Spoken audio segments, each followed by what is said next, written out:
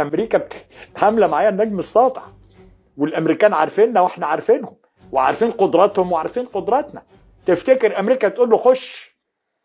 يعني هو لما بيدخل معانا وبنعمل تدريبات النجم الساطع مره كل سنتين، هو بيتفرج على جيش خايب جاي يتعلم حاجه من جيش خايب، ولا من جيش هو عارف هيستفيد من وراه ايه، وهيستفيد خبره شكلها عامل ازاي من التدريب؟ والعكس بالعكس ايضا. انا كمان بتفرج على تقنيات جديده، بتفرج على فكر عسكري جديد، العالم كله بيتفرج علينا. هو اسرائيل مش هتتفرج كمان على استعداد حضرتك انك يا عطاب؟ يبقى انت كده عرفت الفاتوره اللي هتدفعها. امسك بقى امكانياتي انا كاسرائيل على خوض حرب علشان الناس اللي انا عايز ادخلهم مصر بالعافيه. تستاهل الحكايه؟ يعني هتجيب ثمنها حتى لو فكرت فيها كيهودي؟ يعني تجيب ثمنها حتى لو تشكيل ما هي تجيب همها تربح. انا بفكر بعقل يهود اهو، يعني هي الحكايه كده.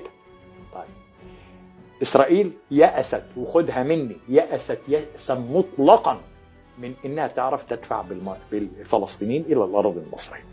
والفلسطيني مين اللي قال انه عايز يجي كمان؟ ما هي دي القضيه الثانيه. كل العالم بتبيع وتشتري في الفلسطيني وناسيه انه له اراده. طيب هذا الفلسطيني اللي له اراده، الناس في اسرائيل عماله تتفاهم مع جنوب السودان، تتفاهم مع جمهوريه ملهاش 30 لازمه اسمها ارض الصومال، تتفاهم مع ليبيا، اتفاهمت مع ماليزيا، بتتفاهم مع دول كل حاجه. خدوا شويه، مفيش حد راضي، ما حدش راضي. عايز مصر ترضى؟ حتى اوروبا نفسها ما اقول لك ما حدش راضي. طيب فهو مدام عمال بيدور يئس منك، الموضوع خلصان. ما هو لو عنده رجا يتفاوض ليه؟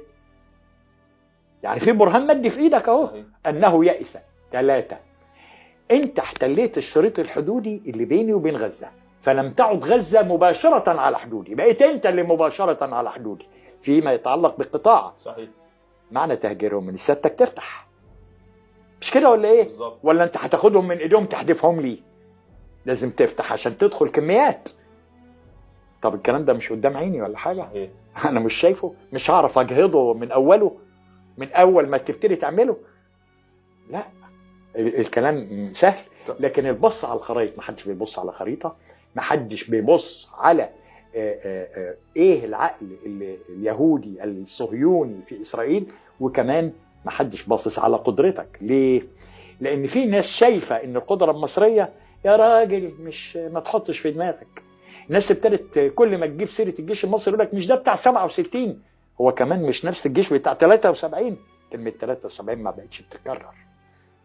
الناس دي بقى في دماغها 7 اكتوبر مش 6 اكتوبر، وده من ضمن اهداف حماس. صحيح.